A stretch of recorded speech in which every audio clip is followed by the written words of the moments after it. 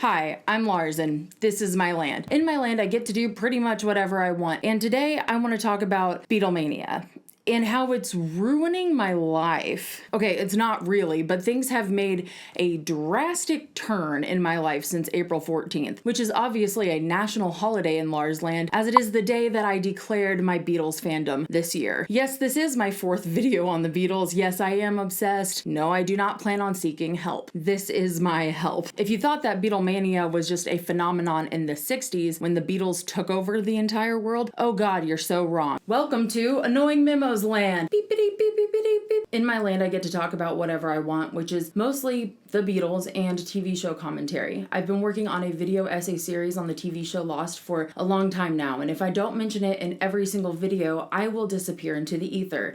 I would absolutely love it if you'd like and subscribe and all of that jazz. But before we go back to Lars land, I should mention that I have the loudest chair in the universe, the driest eyes in the country, although they're behaving right now. Probably won't last long. Well, that was true. And that TV just won't stay straight.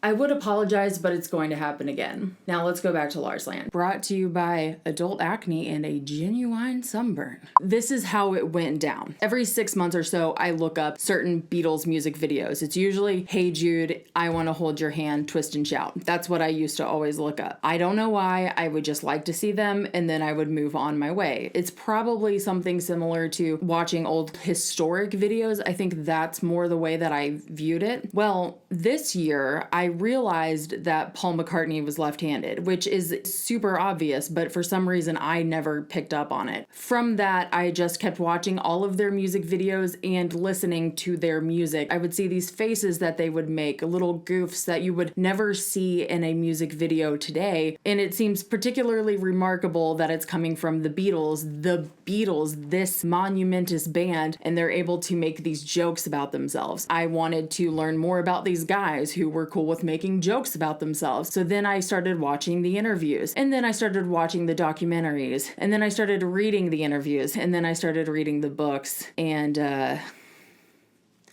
wow, I haven't really been interested in anything else since. I am one person who will focus on one medium at one time. That's why I've been working on that same project for so long, because I'm obsessed with it and it's important. I wasn't really expecting something to pop in and compete with Lost. I've got a binder in my master document. It's 188 pages. And yet, I didn't stand a chance, did I? Beatlemania really is a phenomenon, and it is something that has baffled people for decades. And what's crazy is that it doesn't seem to show any signs of slowing, because it is here in 2022 in Lars land, and I'm pretty sure that it will be in anyone's land in 2062.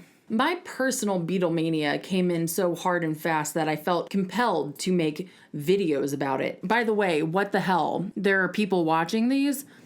Welcome to Lars land. I'm so glad that you are here. I am going to have to open a Ministry of Tourism, but the infrastructure can handle the presence and the water's great. Come on in. By the way, my last video isn't about the Beatles, it's about a dumb TV show, but you should go watch it and make fun of me with me. What is that? Oh, that's Twilight! This is a Twilight meme shirt. Bella, where the hell have you been, Loca?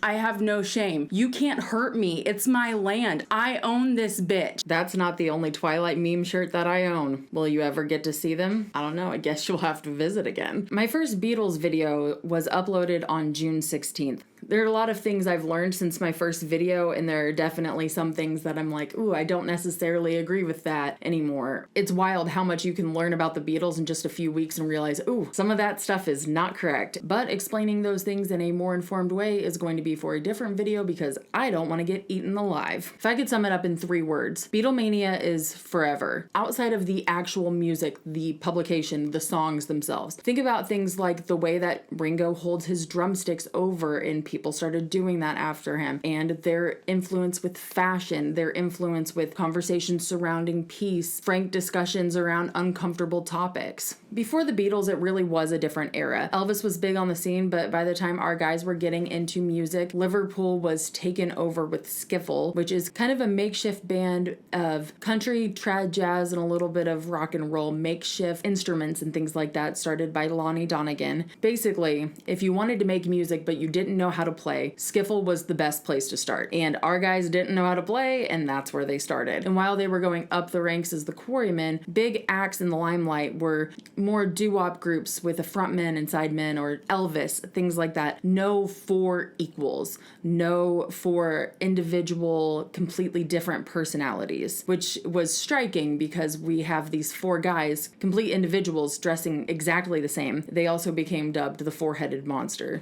The hardest thing to talk about with Beatlemania is the music, for me. I'm actually nervous to talk about this because I don't know enough to do it justice. The music not only transformed the way that we listen to music, but also the way that we produce and perform, the way that people collaborate on songs. If you're here, you have a strong appreciation of the Beatles. How did you feel the first time you listened to a Beatles song that made your heart drop into your stomach? I know you remember it. And the fact that I'm saying that, and I know if you're watching it and you remember it, you probably have chills or something. And that's the power of the Beatles. That's why I can make a YouTube video on this band that disbanded 52 years ago. We're still obsessed with it because you remember the first time you heard a Beatles song. You remember the first time a Beatles song changed you. I do. Pre-Lars Land Beatlemania, my favorite Beatles song was Something. And that's because I heard the barbershop rendition of Something and I thought it was sad, but I also thought it was really cool. I knew so little about the Beatles at this point that when I looked for the original, I didn't A, know that it was a Beatles song, or B, know that it was a George Harris song.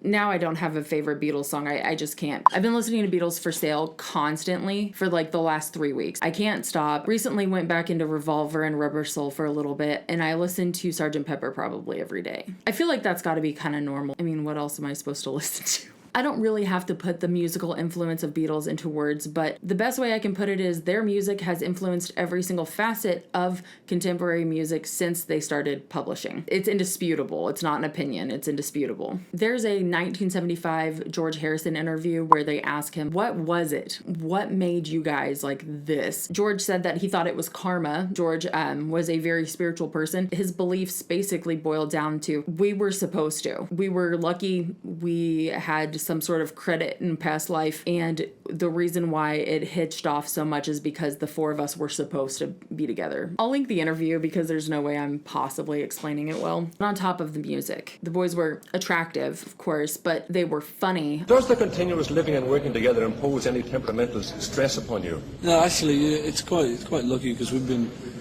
been together now for 40 years. Honest, charismatic, cheeky, and prickly. They didn't just kowtow to any reporter that would ask some sort of unnerving question, and they didn't shy away from things. They said on their second American tour that they needed to be able to talk about Vietnam, and that was something Brian Epstein, the band's manager, didn't let them talk about the first time they went to the US. They were supposed to be these politically correct, politically neutral, squeaky clean, soapy doo-wop groups. That's not what the Beatles were. They were never going to be that, and they didn't like being told to do something inauthentic. As Beatlemania picked up, things became literally stranger than fiction. In fact, their whole story is stranger than fiction. I think that's why I've become so invested. The historical impact of the Beatles is just as fascinating as the Beatles themselves. I love that it is such a multifaceted subject and something I can enjoy continuously. I just think of being a Beatlemaniac back in the day, having all of these fan clubs and seeing all of the weekly news about where the guys were this week and what they were doing, because they were constantly going everywhere and everything was documented. And you could have some sort of distraction from the banality of growing up in the 60s, especially in Liverpool, where things were still bombed out and horrific. You can watch the Beatles, who can just effortlessly drift through life being so funny and adorable and talented. They're just fun little characters on your wall, but you kind of forget that they're people. The band had a bad record deal and they made all of their money touring, so they spent almost all of their time touring. By the way, before I got any of the Beatles books or watched any of the documentaries, I got this book, and it is a day-by-day like photo multimedia book. It documents the literal day-by-day movements of the Beatles. I got it at a flea market. Basically, I brought it home on a Thursday evening. By Saturday, I had read the whole thing. By the way, I'm not bragging about having sat there and read a book for my entire weekend. It's not that. It's them. The Beatles can forfeit an entire weekend so I can sit here and read every single thing they did every single day. March 5th, 1964. The band had dinner with Jeffrey Archer at Brasenose College, Oxford. I hope I'm saying that right. As part of their continuing support for the Oxfam campaign. February 3rd, 1966. During a visit to Britain, Stevie Wonder performed at the Scotch of St. James nightclub in Mason's Yard, London. Paul was in the audience and met him after the show. December 17th, 1967. John and George attended a special Christmas party at the Hanover Grand Banqueting Suite, Mayfair, for 40 of the band's fan club secretaries. Ringo flew back to London. Beatles & Co. was renamed Apple Corps Limited. What other band, group, anything gets you to do that?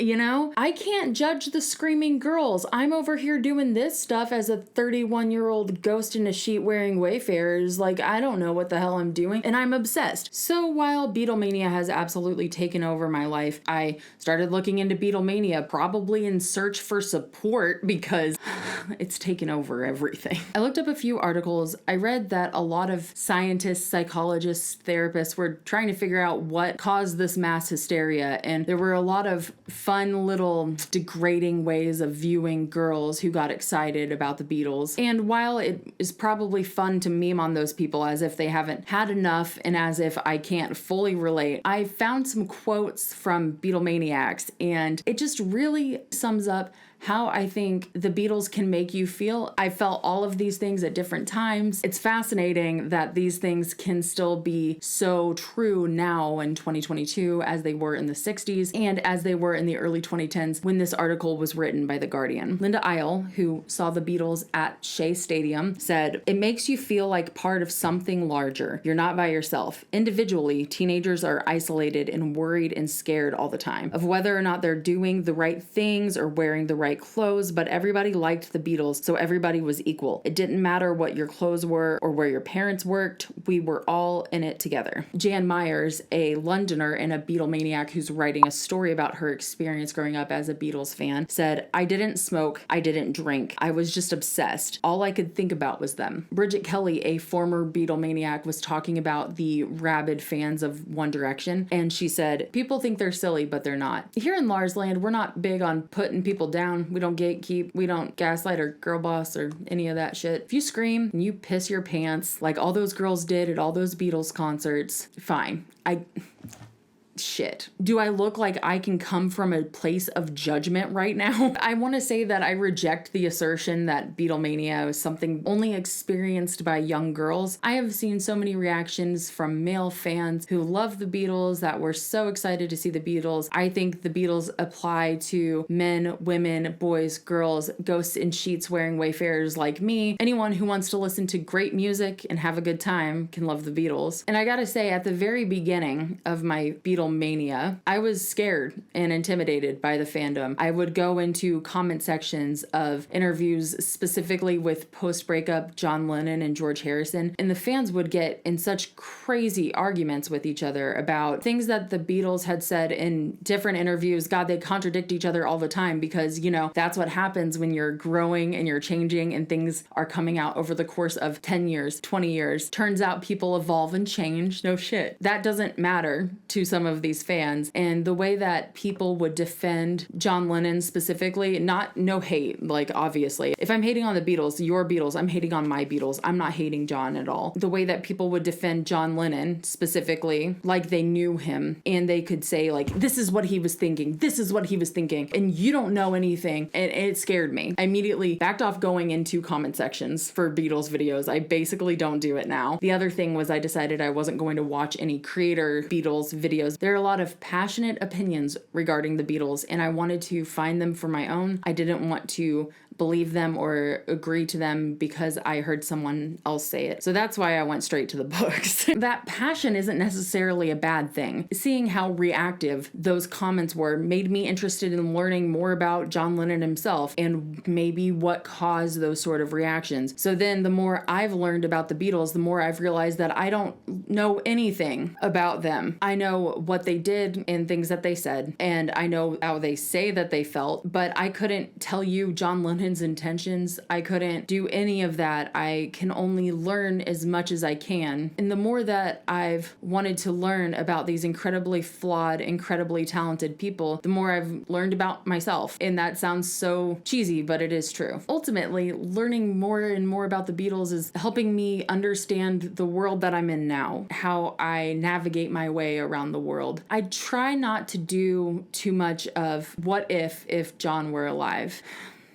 Things would be different, and that's a sad one, you know. Obviously, things would also be different with George, but you guys know what I mean. It's a sad one. Beatlemania is something that has been hard to grapple with, but I wouldn't consider it hysteria. I would consider it just this new electric passion that I didn't have before, and I feel the need to learn more. I need to hear more interviews. I need more context. I feel like everything I'm learning is like a piece of a puzzle of history and how things developed socially. It's just, am I crazy? Can somebody just tell me if I'm like, help? Because if you can, I'm feeling down, okay? Like, tell me below if does this sound crazy? But it's my new normal. I did draw a picture of my life right now, spiraling out of control in the best way possible. Going forward in Lars Land, I plan on doing Beatles videos every other video. While you think I would be about talked out about the Beatles, nope, I have 15 video ideas written down already. I'm asking for it. I'm just asking. Okay. Jokes aside, I'm so excited. The rest of my videos will probably be TV or movie commentary. I would absolutely love to see anyone over there checking them out. I would absolutely love it if you would like and subscribe and all of that jazz. I am so glad that you have visited Lars Land. Bye! My sweet Lord. my Lord, my Lord. but it takes so long, my Lord. my sweet